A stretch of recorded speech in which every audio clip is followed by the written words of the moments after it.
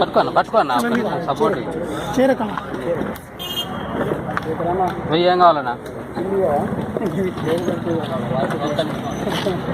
సరిపోయిందా?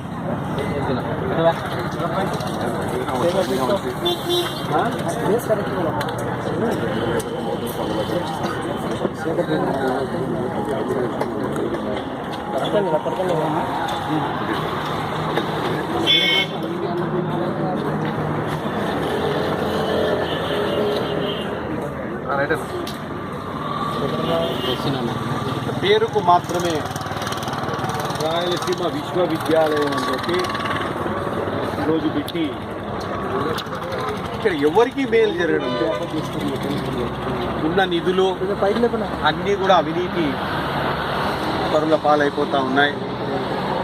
అదే రకంగా ఇక్కడ ఏ రకమైనటువంటి వసతులు ఈ యూనివర్సిటీ అనే దానికంటే రాయలసీమ వీధి బడి అంటే బాగుంటుంది.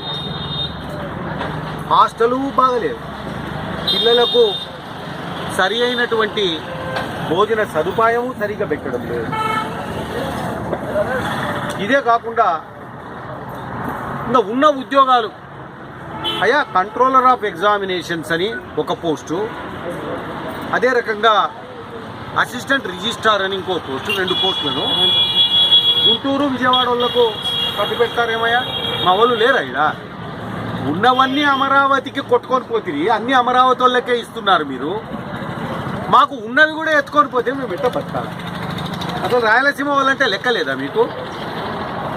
ఇదే కాకుండా అసలు ఇక్కడ ఉన్నటువంటి teaching and non teaching staff ఎవరైతే కాంట్రాక్ట్ బేసిస్ మీద పనిచేస్తున్నారో ఇంతవరకు రెగ్యులరైజ్ చేయలే. వాళ్ళు రిటైర్ అయ్యే స్థాయిలో ఉన్నప్పటికీ కూడా రెగ్యులరైజ్ కాలేదు. ఇవే కాకుండా ఎంత మిస్బిహేవియర్ అంటే వైస్ ఛాన్సలర్ది. బాగా కాలేజెస్ పెట్టారు, చాలామంది కరస్పాండెంట్స్ ఒక రిప్రజెంటేషన్ ఇవ్వకపోతే అందరినీ నిలబెట్టి ఆ హాల్లో తనొక్కడు కూర్చొని మాట్లాడతాడు. ఇదేమయ్యా అంటే కొమ్ములు వచ్చినాయా మీకు? వైస్ ఛాన్సలర్ అయితే కొమ్ములు పెరిగినాయా పొడుగ్గా? ఈ రకంగా మిస్బిహేవియరు, అదే రకంగా పోస్టులు దారాదత్తం చేయడం వేరే ఏరియాస్కు, అదే రకంగా నిధులు గోల్మాలు. ఇవే కాకుండా 2 చనిపోయారు. చనిపోతే 20